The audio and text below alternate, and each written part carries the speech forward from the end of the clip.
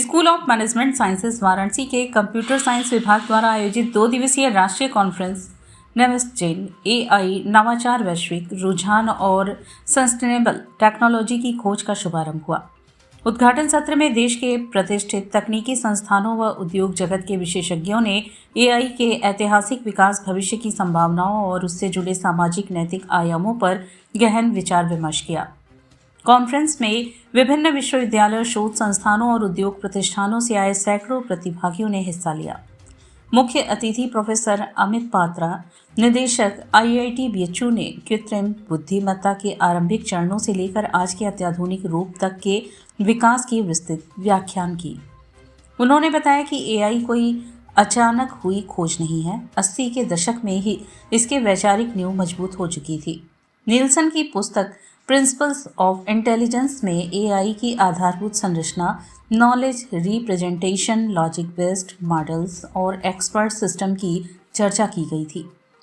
शुरुआती AI rule based AI था, जो सीमित डेटा और सीमित कंप्यूटिंग पावर के कारण अपेक्षित सफलता नहीं पा सका।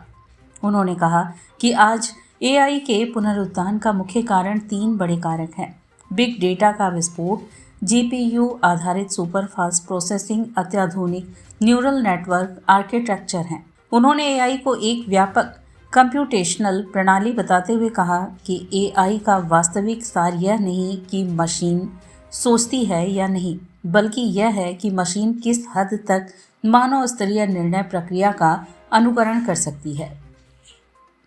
2 दिवसीय कॉन्फ्रेंस के दौरान कुल 6 तकनीकी सत्र आयोजित किए जाएंगे। देश भर के विश्वविद्यालयों, निजी शोध संस्थानों, स्टार्टअप्स और उद्योग प्रतिष्ठानों से आए विशेषज्ञ अपने शोध पत्र, केस स्टडी और तकनीकी प्रयोग प्रस्तुत करेंगे।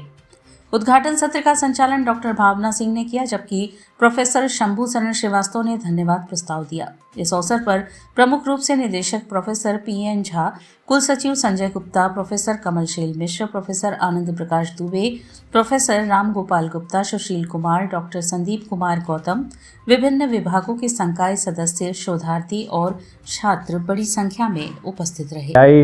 इंटरनेशनली न्यूज़ में है, तो ये बहुत अच्छी बात है कि एसएमएस ने भी इस पे अपने बच्चों को बताने के लिए सारे एक्सपर्ट्स को बुलाया है, ताकि वो पॉजिटिव्स और नेगेटिव्स दोनों चीज़ों को समझ सकें। पॉजिटिव में उसको कैसे एज अ टूल यूज़ करना है, नेगेटिव में उसको कहाँ नहीं यूज़ करना है, और क्या उसके चैलेंजेस हैं, ट्रस्ट इश्यूज़ क्या हो सकते हैं, रेगुलेशंस पे कैसे ध्यान देना है, और जो एक मार्केट में फड है, एक नेगेटिविटी है कि इससे बच्चों का करियर डिस्टर्ब होगा, इससे बच्चों को आगे फ्यूचर जॉब नहीं मिलेगा।